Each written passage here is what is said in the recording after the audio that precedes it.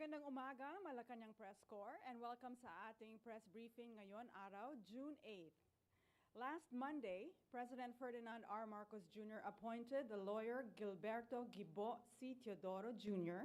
as his administration's secretary for the Department of National Defense.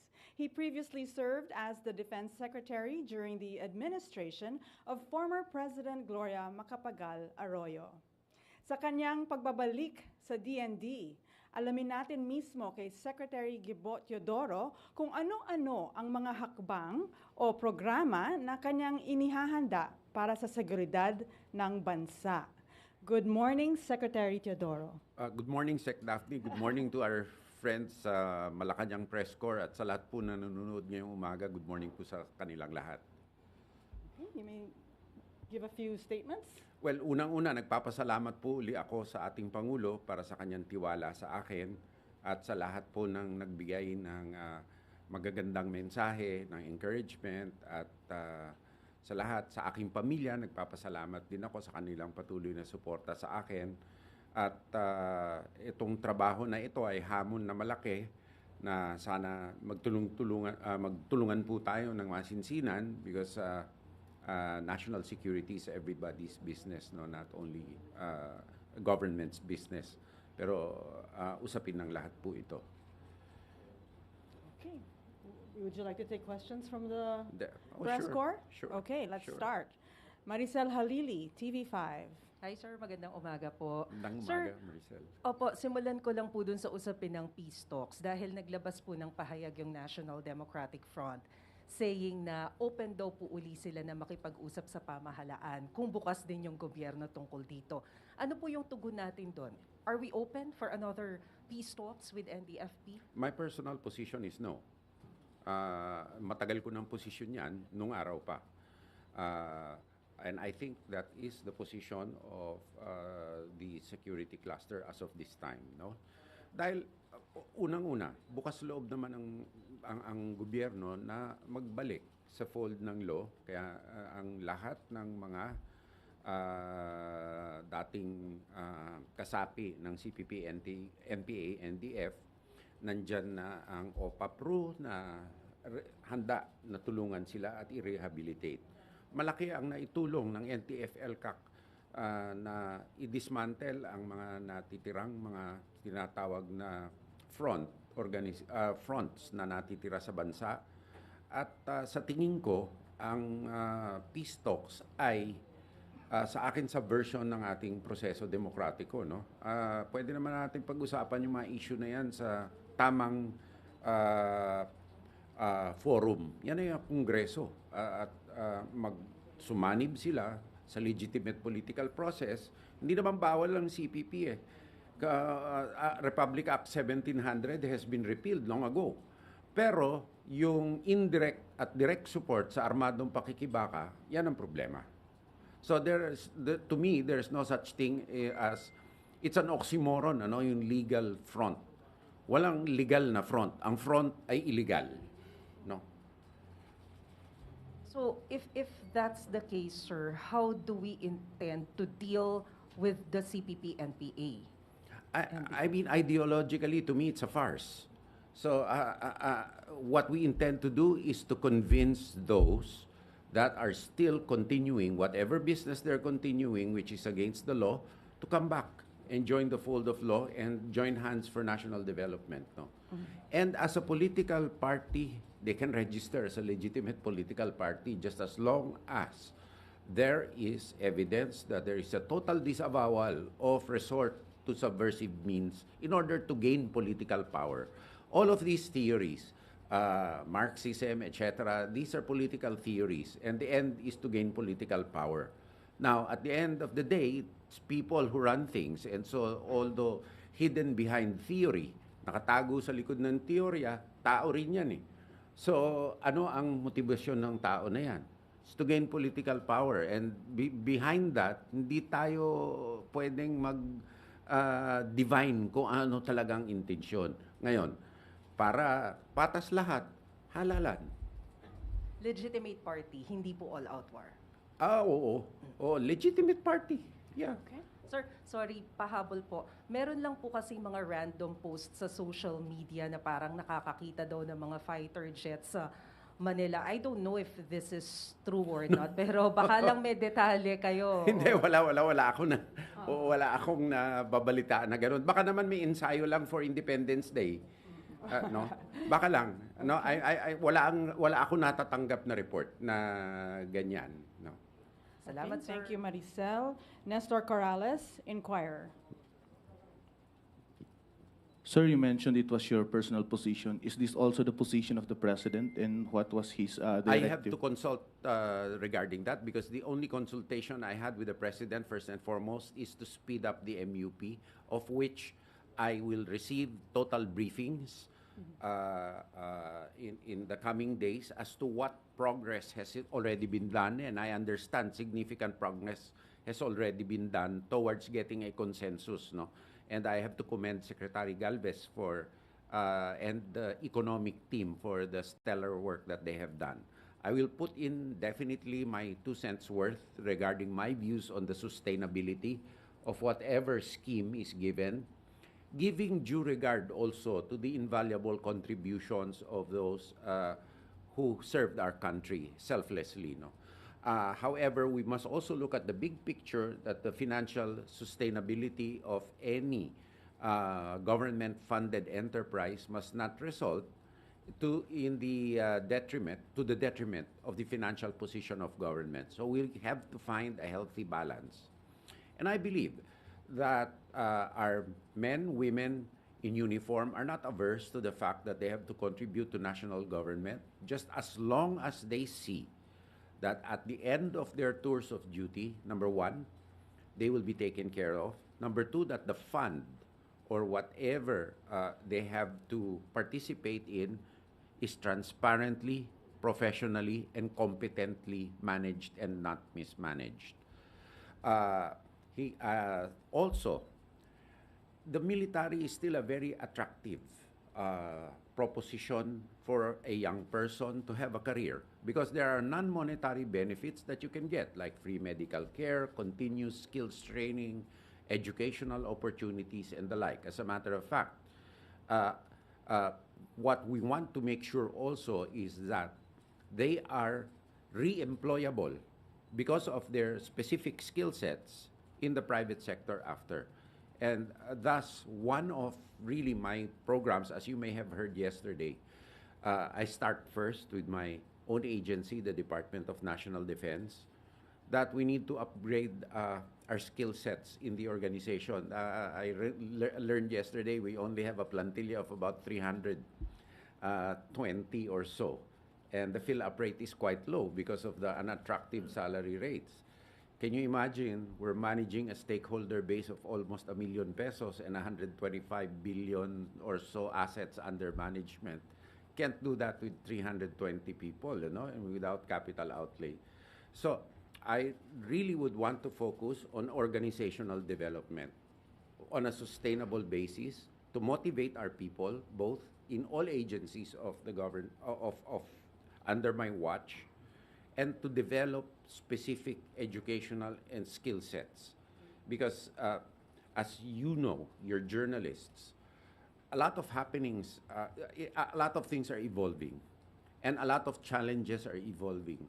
We have to create a security structure that does not only mean the armed forces, but also the civilian managers, the resource managers, the program managers, the lawyers, that will be able to address the unforeseen challenges that we may face in the future. Okay. Joe Banahan, ABS-CBN News Online. Good afternoon, sir. Good afternoon, Joe. Ay, good morning pa. Sir, you're an alumnus of the University of the Philippines Yes. po. Sir, are you open to reviewing yung DND and UP Accord? No, I'm not anymore. That has been a policy already done by my predecessor, and I don't want to reverse the policy. But that does not mean to say that I'm not mindful of the autonomy of the University of the Philippines. And I urge everybody to be respectful of that without need of any MOA. Actually, when I was Secretary of Defense, I did not also agree to a lot of zones of peace entered into by my own local government, actually, in the province of Tarlac, because, I mean, these are used as safe havens, no? That being said, I admonish also and I encourage all law enforcement officers to be really mindful of the balance between freedom of expression and protecting the peace. No, I mean, look what happened in the change of chancellorship. There was some raucous there. The military didn't get involved, or the police didn't get involved. Pero sir, ngayon, parang last year, parang the Senate, sabi po dito sa isang press release, Senate is set to institutionalize the agreement between UP and DND. So, wala po kayong plano na Wala. i-support ito? Ngayon, kung isa batas yan ng ating legislators at pinirmahan ng presidente, di susunod tayo, pero hindi ko susuportahan. Kasi hindi lang naman UP eh. Bakit bukod tangi ang ating universidad? Nandyan din naman ang ibang universidad na public institutions din. At ito naman, for fairness sake, hindi lang naman ang UP ang pinag-re-recruitan ng mga insurgents. Marami pang universidad na focus lamang ang UP sapagkat it's the most prominent university of the Philippines, actually. No? Okay. Kathy Valente, Manila Times. Yes, sir. Good morning. Sir, the President yesterday instructed po Filipino ambassadors to look for non-traditional partners na po in terms of trade, security, and defense. Ano-ano pa pong mga bansa ang ating tinitignan para mas mapalakas pa po ang ating defense capabilities? Sa ngayon, aside from ang ating treaty ally na Estados Unidos, natural nakikipag-usap tayo. Alam naman natin yan sa Israel, sa Japan, sa Korea, at iba't ibang Sweden. Recently, nakapirma si Secretary Galvez ng MOU sa Shangri-La Dialogue with Sweden. At I think the marching order is to look for a proper fit wherever. No? Whatever serves our needs and whatever will jive with our national security, territorial integrity, and interoperability with our present complement. Okay, Ivan Mayrina, GMA 7. Secretary, in a previous interview this morning, you said that we should de-escalate tension in the West Philippine Sea, not just with China, but with all other claimant states. How do you see this happening, sir, and how exactly do we intend to do that? Hindi de-escalation, actually. I meant deconfliction. Kasi ang de-escalation, wala sa atin yun. Hindi naman tayo aggressor. Bawal tayong maging aggressor under the Constitution. Yung deconfliction, as much as possible, yan ay balanse ng pagtatayo sa lahat ng gustong umabuso sa ating territorial integrity coupled with deconfliction. Kung pwedeng mag-usap. Pero merong hindi pwedeng i-cross ang Secretary of National Defense. Hindi natin pwedeng i-bargain away ang ating teritoryo sa kahit anuman usapin. At sa usapin na yan, nasabi ko rin, Ivan, mga kababayan, na ang pagtatatag ng ating credible deterrence, ang pagtatatag ng ating kakayahan na ipagtanggol ang ating sarili ay sarili nating usapin. Kung sino man ang i-partner natin, wala nang pakialam yung ibang mga tao dyan. Dahil ito ay paulit-ulit na sinasabi ng ating Pangulo ay for purely defensive purposes at deterrent purposes. Walang malakas na bansa sa mundo na hindi malakas ang kanyang sandatahang lakas at civil defense din, kakayahan na ipagtanggol ang kanyang sarili. Kaya kung tayo ay sasabihan na kaya tayo ay nagpapatatag ng national defense dahil polisiya ito ng ibang bansa, bigyan naman tayo ng karampatang respeto na kaya natin mag-isip para sa ating sarili. Go ahead. Secretary, Alexis Romero of the Philippine Star. May concerns dati regarding yung sa pension reforms na there might be early retirement ng maraming mga enlisted personnel because they are concerned about yung reforms and they want to benefit from the old system. They want to ensure na yung dating benefits na nakukuha nila, makukuha pa rin nila bago pa mag-implement ng reforma. Are you confident that you will be able to avert yung ganong concern na maraming magre-retire over the proposed pension reforms? Sa tingin ko, kasi I mean it's a matter of getting an amount now without the continuing non-monetary benefits that you will enjoy in your career path, in your career pattern. Kung mag-i-invest nga tayo sa skills upgrading, sa healthcare, hindi lamang ng ating mga kasunduluhan, kundi pamilya, and other non-monetary opportunities, palagi ko may iwan sila. May iwan sila. At lalo na kung makikita nila na ang sakripisyo natin lahat, no, ay magiging sa kabutihan ng lahat. Kasi, okay, wag natin sulbahin ang problema. Alright? Anong mangyayari? Magkakaroon tayo ng mas malaking deficit, magkakaroon ng inflation, bababa ang balor ng ating pera, tataas ang bilihin. So, tama rin lahat eh. No? So, I think it's a matter of explaining the necessity, no, of introducing. Sa aking palagay, dahil galing din naman ako sa financial sector, hindi naman biglaan mangyayari ito eh. Mababawasan lamang ang dapat na pagdudugo eka nga ng ating gobyerno hanggang sa ma-self-sustain na itong sistema na to. At alam din natin, katulad din ng pagtatanim ng halaman, alagaan mo to eh, palalakihin mo to bago ka umani. No? So hindi naman bingi ang gobyerno sa ganon na ito ay hindi biglaan na ipapataw tapos biglaan na lang babawasan ka ng ganito. Kung hindi, meron din transitioning ito dapat, no? Follow up lang, Secretary.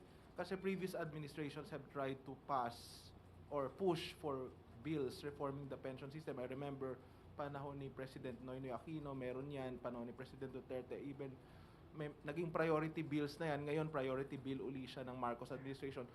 Ano po kaya yung meron ngayon, tingin nyo, maiiba at maipupush ito? Kasi marami na pong nagtangkang gawin ito, pero hindi naman po naipasa sa Kongreso.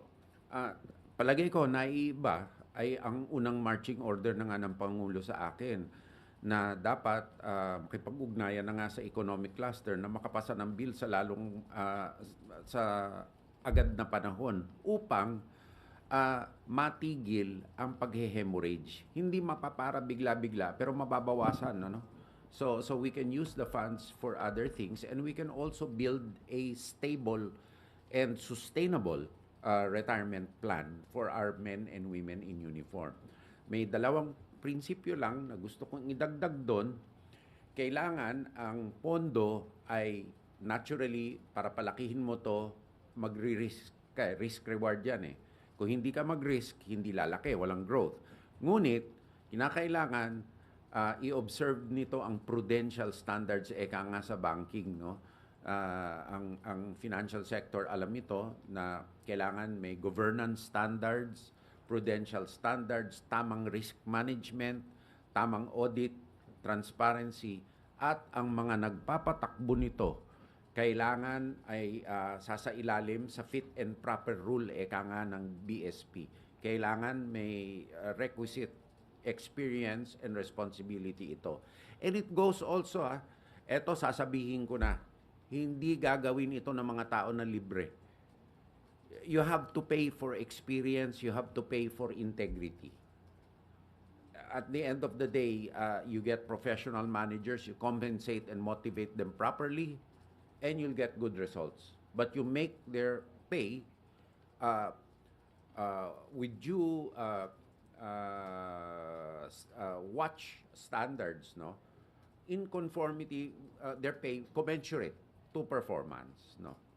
Ngayon, ang gusto kong pag-aralan at maitanong, kung magtatatag tayo nitong ganitong pondo, pwede ba natin patakbuhin based on mga standard na istrikto ng Insurance Commission, ng BSP, at other financial institutions, at ito ba ay sasalungat sa audit code ng COA?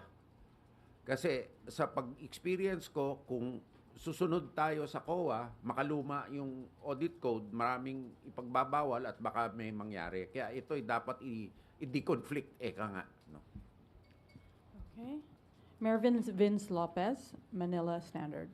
Sir, ibalik ko lang dun sa South China Sea. May mga reports po na recently may mga foreign ships na namamataan sa may Pag-asa Islands. Are you willing, sir, to position more gray ships in our West Philippine Sea boundary, sir? Or I can't give you an answer now kasi whole of government approach nga yan. I'll have to consult with the National Security Advisor, with the Department of Foreign Affairs, and we have to come out with a concerted plan of action with this. Hindi ko masasagot sa sarili kong opinion to kasi napaka-importanting bagay na national security. Okay, we have time for a few more questions. Si Nestor Bella was- Las Moras, PTV4.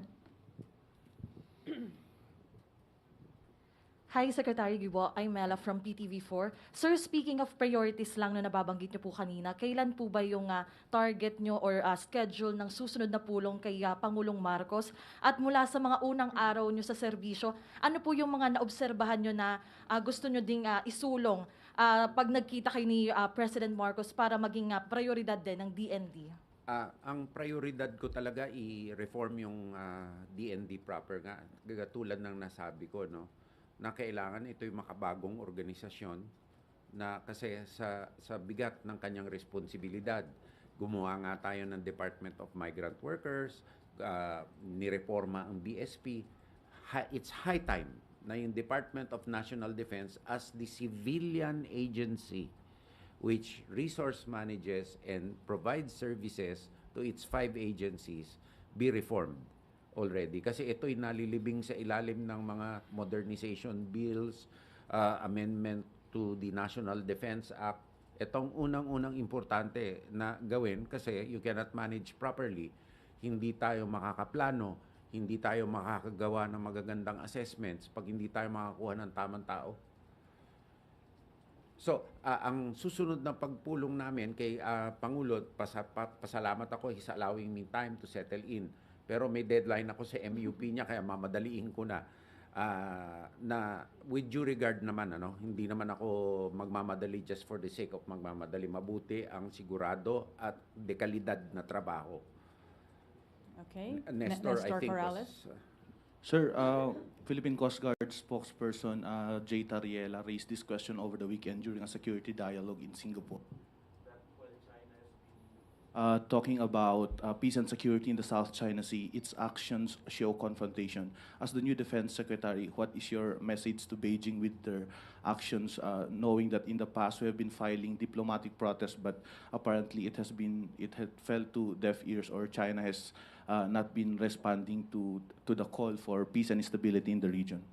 As a stronger country, it has the bigger obligation to be magnanimous and show trust, and to earn the trust of the Filipino people by conforming its activities to recognized norms of international law, which in our case is UNCLOS. We're talking about the arbitral award. It has already been stated by our 2 past presidents that our rights and our territory are defined by UNCLOS, and it has been stated too that this cannot be frittered away or bargained away by passages of administration or passage of time. Now, what I'd like to point out is, I wrote an article before it's published, so I can't take back what I said. It is not only important to take into consideration what the specifics of the arbitral tribunal said, but the process by which it was done. It was done by an independent arbitral tribunal of experts in international law, where had China participated, would have had a chance to demonstrate its legal position in a fair and impartial proceeding. So in the same vein, we have to follow transparent procedures, and that is the best way to build trust. That being said, relations between two countries are not monodimensional. There are other relationships that we need to build up. China is a big market for this country. We realize that. And I think the United States realizes it too. No? We live in a more conflicted world where we hope that even in the Ukraine-Russia problem, our supply chains are affected, no? Being a net importer country. No? So we really hope that the benefit of everybody as world citizens will outweigh other interests. Okay. Celine Dorado, Net 25. Sir, question lang po on other issues. Dati po kayo naging chairman ng National Disaster Coordinating Council and ngayon po ay NDRRMC. Ano naman po yung magiging papel ninyo as new DND Secretary sa pagtugon po ng gobyerno sa El Niño phenomenon at sa inaasahang matindi po ng epekto nito sa bansa? I think I will just continue the work done. There's still a task force on the El Nino, which is headed still by Secretary Galvez, as far as I know. No? And I will just continue to support the work done and to support him if he continues on that task force. No? And yung NDRRMC, I want to study also kasi malaki ang pagbabago ng NDCC nung araw sa NDRRMC. Tapos, nung pandemic, nagpalit din ng anyo kasi nagkaroon ng mga task forces para mas mabilis nga makakilos. No? So, yung istruktura ng OCD at saka ng NDRRMC ay nagbago. So, kailangan kong pag-aralan at batay na rin sa mga pronouncements dati ng OP na gusto yata ang OCD na maging agency under the OP kasi nga and it's also good that you answered you asked the question, Celine, kasi separate ang civil defense military national defense. Katulad nung World War II, for example, sa Britain, yung kasing importante nung mga Air Force nila, nung mga sundalo nila, ang mga nagpapatay sunog, nung bombing ng London, ang mga air wardens at marshals, na sana i-integrate din ito sa ating mga government processes. Secondly, minsan may ibang mga bansa na averse sila na tumulong kapag ang civil defense ay nasa sa ilalim ng national defense, no? Kasi may international law implications yan kung combatant or non-combatant or whatnot, no? So, ito yata ang direksyon ng ating Pangulo at ako'y susuporta naman dito. At kailangan lang, ang importante lang, huwag maantala ang mga serbisyo. Okay, more questions because we don't have ambush interviews later on, so please ask already. Okay. Sorry, Gabriel Lalu. Hello, sir. Any policy on regarding, kasi previously, there have been incidents of military personnel engaging in red tagging na paminsan wala naman talagang link yung tao at na-appropriate lang, like even journalists, na-appropriate as members daw ng armed movement. Any policy on red tagging, sir? Hindi, yung red tagging is a nomenclature given naman by current events, no? Pero kung talagang membro naman ng armed group at meron namang ebidensya, we call a spade a spade. And I'll make sure naman, alam naman ng mga nakasama ko nung araw, because institution building is also building trust. pag sinobrahan naman ng isang bagay, mawawala ang trust rating. At taas nga ng trust rating ng ating Department of Defense at ang gobyerno. We'd like to maintain that kasi tiwala nga ng taong importante sa atin. So, balanse yan. No? Pero hindi naman ibig sabihin pababayaan naman natin ang iba na magtago sa likod ng kunwari legitimate exercise of freedom of expression. Although all this must be evidence-based at the end of the day. Not only in the AFP, but I think even Secretary Abalos in the DILG is hard at work for making police work as a matter of prevention and as a matter of example, also a matter of the judicial process working. Okay, we have Vance Fernandez of Police Files. Yes, sir. Good afternoon, sir. I know that you have some commitment in your plans. How about the AFP modernization in order to defend our country's sovereign? Hindi, tuloy-tuloy po yun. Hindi ko babaguhin yon hanggat hindi may matinding pangangailangan at rekomendado din ng ating armed forces. No? Nakakasana ang mga horizons ng modernization nila. Nakaplano ito.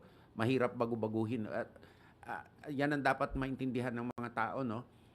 Ako ay magfa-facilitate kung anuman ang kailangan ng ating 5 agencies at ako ay makikiusap sa ating mga partner legislators na sana mapondohan ito. Yan ang trabaho ko. At ako ay aasa kung sa ano ang tunay na kinakailangan nila. Ano ngayon ang trabaho ko? Ang trabaho po natin ay makuha sa lalong madaling panahon itong kinakailangan nila at siguraduhin ito ay pinakamabuting kalidad sa pinakamabuting halaga at nandun ang resources hindi lamang sa pagbibili nito kung hindi sa tamang paggamit nito sa buong buhay nito ang tinatawag na life cycle. Okay. Okay. We're good. Before we go, maybe some closing words from you, Secretary Teodoro. You had touched on many issues that were asked by the Malacanang Press Corps here. You were formerly also DND Secretary in another time, and the world has changed so much, as you mentioned. We have climate change directly affecting our country. Maybe we can have some final words from you in your first press con here with Malacanang. Thank you very much, Daphne, at sa lahat po ng mga kasama natin dito sa Malacanang Press Corps. It's nice to see some familiar faces and it's nice to meet new ones. I think this my essential job too. Ang pinaka-importanteng trabaho ko ay i-articulate at i-communicate ang essentials ng national defense sa lingwahe na klaro na maintindihan ng ating mga kababayan. Kasi kailangan po ang isang bansa na mag-uugnayan sa ilalim ng isang mensahe. So nagpapasalamat po ako sa inyong lahat sa pagkakataon na maipahayag ang aking mga isipin tungkol sa mga katanungan po ninyo at nabigyan nyo rin po ako ng pagkakataon na maipaliwanag ang trabaho ng isang Secretary of National Defense. No? Kasi ang common conception po ng ating mga kababayan ay militar kaagad. Hindi po. Presidente, Chief of Staff. Ang Secretary of National Defense ay advisor ng Presidente, alter ego ng Presidente, at service provider po sa 5 ahensya. Kaya dyan po tayo tututok. Maraming salamat po, Secretary Teodoro, and thank you, Malacanang Press Corps. Good afternoon.